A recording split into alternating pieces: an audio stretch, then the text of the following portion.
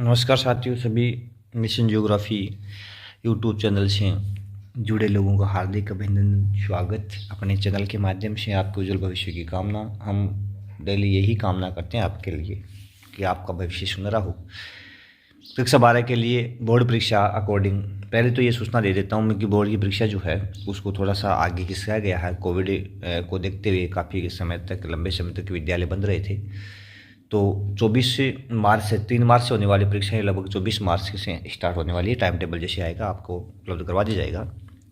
तो थोड़ा मौका और मिला है 15 रोज़ का अपने को तैयारी करने के लिए। तो बिल्कुल कोशिश करें, थोड़ा अभ्यास और करें, अपने अभ्यास को और बढ़ाएं और पढ़ें हमारे साथ भूगोल। अपने लक्ष्य को प्राप्त करने के लिए, अर्थात आपका जो लक्ष्य रहेगा अधिकतम अंक प्राप्त करने का, मिशन 100 जो अपने ले रखा है, तो ज़रूर आपको प्राप्त होगा। तो उसके लिए अपन प्रयास कर रहे हैं। तो आपने अभी तक हमारे चैनल को सब्सक्राइब नहीं किया है तो सब्सक्राइब ज़रूर कर लें, लाइक भी करें, इधर से उधर शेयर भी करें, अधिक से अधिक बच्चों तक पहुँचाएँ ताकि अधिक से अधिक बच्चों को अपने चैनल का लाभ हो सके। ठीक है, ये अपनी निस्वार्थ सेवा है, इसमें कोई विशेष बड़ा आर्थिक स्वार्थ है नहीं फिलहाल। तो हम कोशिश ही कर रहे हैं कि अधिक से अधिक बच्चों तक जो है अपने चैनल का लाभ मिलना चाहिए। इसमें भाग 2 परिवहन और संचार में दूसरा भाग है ये। पहले 25 क्वेश्चन 30 क्वेश्चन का वीडियो डाला था, अब ये दूसरा भाग इसमें है। कुछ और प्रश्न जो बन रहे हैं वो टोटल है। इसमें एक वस्तुनिष्ठ प्रकार का 1 नंबर का प्रश्न है और 2 लघुत्रात्मक 1.5 नंबर के प्रश्न आएंगे। तो कुल मिलाकर के 4 नंबर का प्रश्न इस पार्ट से आना है। तो अपन कवर करें सभी प्रश्नों को, तभी अपन देख पाएंगे। पूरा पार्ट कवर होगा तभी अपन देख पाएंगे कि यहाँ से जो भी प्रश्न उठेगा उसको अपन सोल्व कर पाएंगे। तो पहला प्रश्न है, भारत में प्रथम रेल सेवा का शुभारंभ कब किया गया? जब प्रथम रेल सेवा की बात आती है तो 1853 ईस्वी में मुंबई से थाने के बीच में 34 किलोमीटर रेल सर्वप्रथम चलाई गई थी। ठीक है ना, इस दूरी के लिए। तो पहली रेल सेवा। दूसरा, भारतीय रेल ने विविध संस्कृति के लोगों को एक साथ लाकर भारत के स्वतंत्रता संग्राम में अपना योगदान दिया। यह कथन किसका है? तो यह कथन महात्मा गांधी का है। महात्मा गांधी ने रेलवे के लिए कहा था कि भारतीय रेल ने विविध संस्कृति लोगों को एक साथ लाकर इस भारत के स्वतंत्रता संग्राम में योगदान दिया है। ठीक है। तीसरा प्रश्न जो है, भारत में मार्च 2015 के अनुसार रेल जाल की कुल लंबाई कितनी है? रिपोर्ट मार्च 2015 का जो आंकड़ा है उसके अकॉर्डिंग यदि अपन देखें तो रेल जाल की लंबाई कितनी है, तो इसके अकॉर्डिंग 66,030 किलोमीटर रेलों की लंबाई है ना। रेल पटरियाँ जो बिछाई गई है, रेलवे लाइन जो बिछाई गई है, उनकी लंबाई है। बड़ी लाइन या ब्रॉडगेज किसे कहते हैं? तो रेलवे लाइन मुख्य रूप से 3 प्रकार की होती है। एक तो है ब्रॉडगेज या बड़ी लाइन। इस रेल लाइन में 2 पटरियों के बीच की दूरी के आधार पर इनका आकलन कर रखा है कि 2 पटरियाँ जो बिछाई जाती हैं उनके बीच में, जैसे एक पटरी ये चल रही है, ये पटरी, तो बीच के अंदर ये जो है दूरी, इसको गेज बोलते हैं और इसी के बेस पे इनका नाम दे रखा है। ठीक है ना। तो ब्रॉड गेज, जिन पटरियों के बीच की दूरी 1.16 मीटर की हो उसको ब्रॉड गेज कहा गया है। इसकी लंबाई 2016 का रिकॉर्ड यदि देखें तो 60,510 किलोमीटर है टोटल। और ये ब्रॉड गेज लंबाई अधिक क्यों है? क्योंकि सरकार ने पिछले 3-4 वर्षों से एक ही लक्ष्य कर रखा है रेलवे का कि सभी लाइनों को ब्रॉड गेज में कन्वर्ट कर दिया गया है ताकि उसके रख रखाव और उसके संचालन में किसी तरह की दिक्कतें कम से कम हो। सिर्फ पहाड़ी क्षेत्रों को छोड़ करके जो पूर्वी राज्य अरुणाचल प्रदेश है, मणिपुर, मिजोरम, नागालैंड जो क्षेत्र है, वहाँ पे रेलवे में अभी तक मीटर गेज चल रहा है। तो उसका कारण यही है कि उस प्रदेश में पहाड़ी होने के कारण है ब्रॉड गेज का संचालन थोड़ा सा खर्चीला भी है और हो भी नहीं सकता इस कारण से। अगला प्रश्न है, मीटर लाइन किसे कहते हैं? तो मीटर लाइन कह दो चाहे मीटर गेज कह दो, तो इस लाइन में 2 पटरियों के बीच की दूरी 1 मीटर होती है। इसकी कुल लंबाई 2016 के रिपोर्ट के आधार पर 3880 किलोमीटर थी। नेरो गेज किसे कहते हैं? अगला प्रश्न है। तो नेरो छोटी लाइन इसको कहा जाता है। ठीक है। इसे लाइन में, इन लाइन में 2 पटरियों के बीच की दूरी 0.762 मीटर या 0.610। अब इसमें 2 तरह की क्यों है? तो सामान्य मीटर गेज तो पहले यही थी, सॉरी नेरो गेज तो जो सामान्य आम क्षेत्र में भी बिछी हुई थी, लेकिन ये पहाड़ी क्षेत्रों में, विशेषकर मेघालय, मणिपुर, मिजोरम वाला जो क्षेत्र था उसमें .610 मीटर, यानी और भी संकड़ी होती थी वो, ठीक है ना। तो 2016 के रिकॉर्ड के आधार पर इनकी कुल लंबाई 2293 किलोमीटर है और ये कहाँ तक थी, सिर्फ पर्वतीय क्षेत्रों तक ही सीमित थी।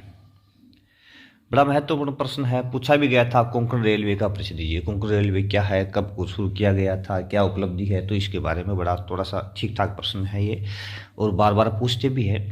कोंकण रेलवे का निर्माण भारतीय रेल की एक बड़ी उपलब्धि है। यह 760 किलोमीटर लंबा रेल मार्ग है, 760 किलोमीटर, और भारत के पश्चिमी जो क्षेत्र है उसमें महाराष्ट्र के रोहा से शुरू किया गया और कर्नाटक के मंगलोर को जोड़ता है। और ये रेल मार्ग अभियांत्रिकी का अनूठा उदाहरण है। यह रेल मार्ग 146 नदियों, 2000 पुलों, 93 सुरंगों को पार करता है, क्योंकि इसका रास्ता जो उबड़ खाबड़ काफ़ी ज़्यादा है। इस मार्ग में एशिया की सबसे लंबी सुरंग 6.5 किलोमीटर इस रास्ते में बनी हुई है। यह उद्यम कर्नाटक, गोवा और महाराष्ट्र की संयुक्त उपक्रम है, ठीक है ना। तो इस प्रकार से यह भारत का यदि मानचित्र अपन लें तो यहाँ से ये मुंबई के रोहा से ये मंगलोर तक का, यहाँ पे है कोंकण रेलवे। ये पश्चिमी घाट अपना, कौन सा घाट है, पश्चिमी घाट, तो यहाँ पे है ये, ठीक है ना। ये भारत का मानचित्र यदि अपन लें तो इस रूप में यहाँ पे।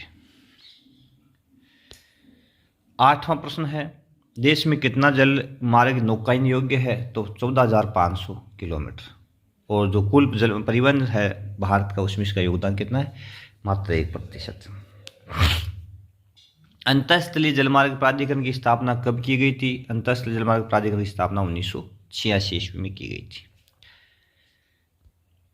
वर्तमान में देश में कितने राष्ट्रीय जलमार्ग है, तो ये राष्ट्रीय जलमार्ग अपनी बुक के अनुसार, पहले तो आरबीएससी की एक बुक थी जो इससे पहले वाली, उसमें 6 आते थे, और अब की बार जो एनसीईआरटी की बुक है उसने 5 दी है। तो अपन बुक को आधार मानते हैं, इसके बेस पे अपन 5 को सही मानते हैं।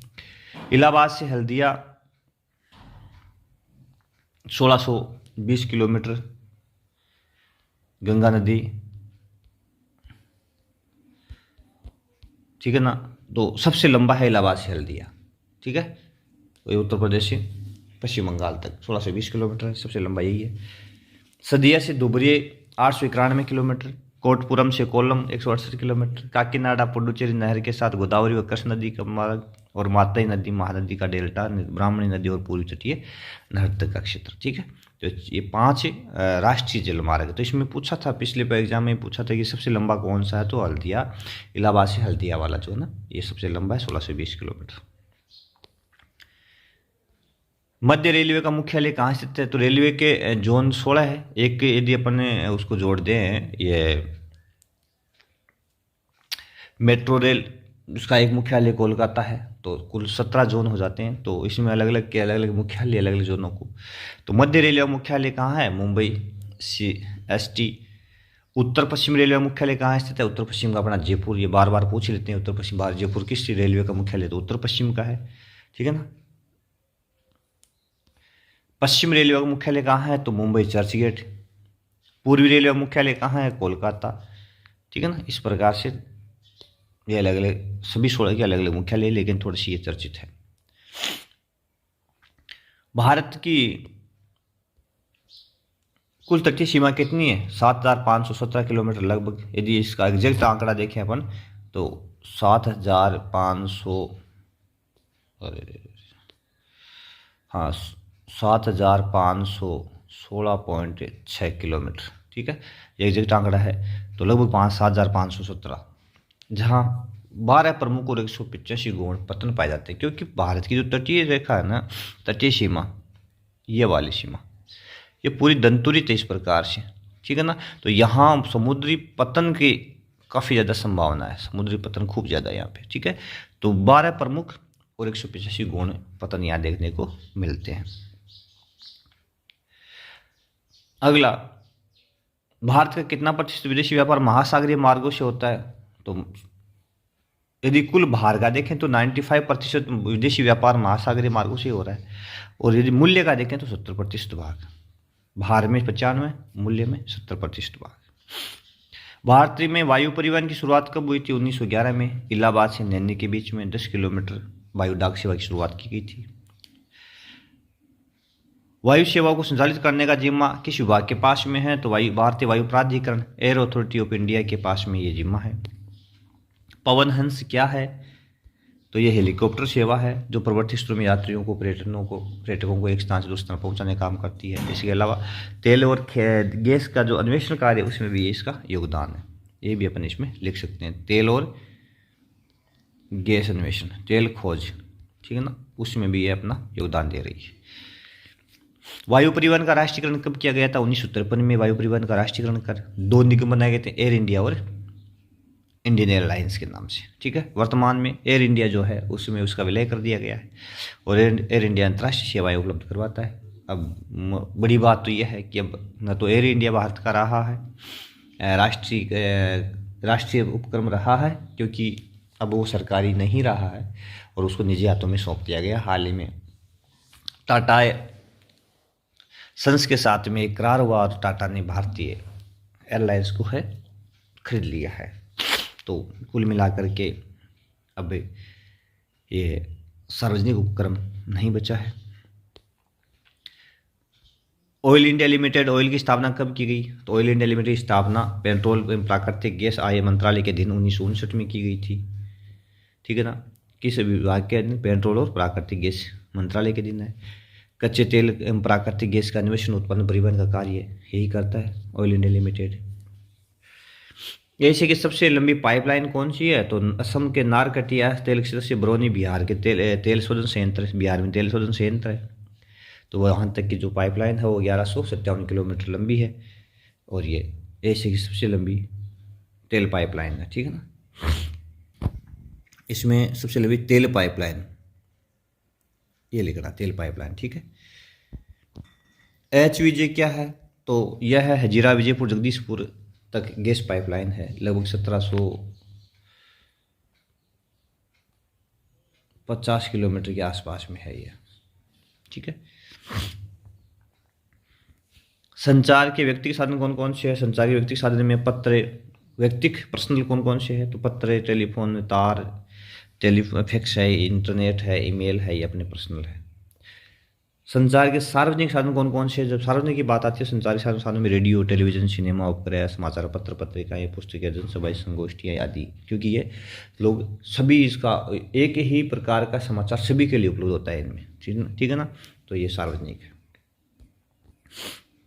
अगला प्रश्न है, भारत में रेडियो का प्रसारण कब हुआ? तो 1923 में रेडियो क्लब ऑफ बॉम्बे द्वारा, ठीक है, सबसे पहले भारत में रेडियो का शुभारंभ हुआ। ऑल इंडिया रेडियो के रूप में रेडियो का नामकरण कब किया गया? तो 1936 में रेडियो को नाम दे दिया गया ऑल इंडिया रेडियो और 1957 के अंदर आकाशवाणी नाम दे दिया गया था, ठीक है।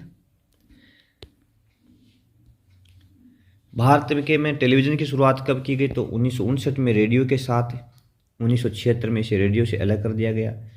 1959 में रेडियो के साथ में टेलीविज़न की शुरुआत की गई और 1976 में उसको अलग नाम दिया गया, दूरदर्शन नाम दे दिया गया, DD। भारतीय उपग्रह प्रणाली को कितने भाग में बांटा गया? तो भारतीय उपग्रह प्रणाली के 2 भाग है। एक तो है Indian national satellite system INSAT, Indian national satellite system INSAT एक है, दूसरा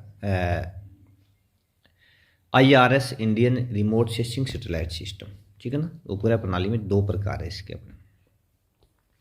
इनसेट की स्थापना कब की गई? तो इनसेट की स्थापना इंडियन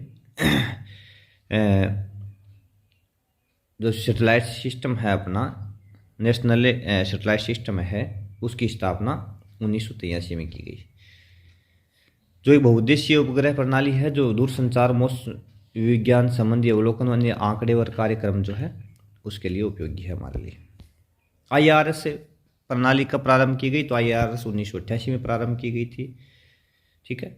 और रूस के वेकानूर से IRS 1A के प्रक्षेपण के साथ ये प्रारंभ हो गई। PSLV क्या है? महत्वपूर्ण PSLV, भारत ने भी अपना स्वयं का प्रक्षेपण वाहन PSLV polar satellite launch vehicle के नाम से विकसित किया है। यही PSLV, तो वर्तमान PSLV वाहन के माध्यम से ही हम अपने कृत्रिम उपग्रहों को लॉन्च करते हैं, उनका प्रक्षेपण करते हैं और ये अपनी खुद की तकनीक अब काम में ले रहे हैं। तो इस प्रकार से कुल 32 प्रश्न दूसरे पार्ट में बने हैं। लगभग सारे प्रश्न इस पार्ट से आ चुके हैं, तो टोटली प्रश्न आप जरूर पढ़ें, उनको मेमोराइज करें, समझें, रटने की बजाय समझने का प्रयास करें। हमारा यही प्रयास है, इसलिए आपको पढ़ पढ़ के बोल बोल के कुछ बताने का कोशिश कर रहे हैं अपन लोग। तो ज़रूर पढ़ें हमारा मिशन ज्योग्राफी यूट्यूब चैनल को लाइक करें, शेयर करें, सब्सक्राइब जरूर कर लें। बहुत बहुत धन्यवाद। देखते रहिए मिशन ज्योग्राफी यूट्यूब चैनल।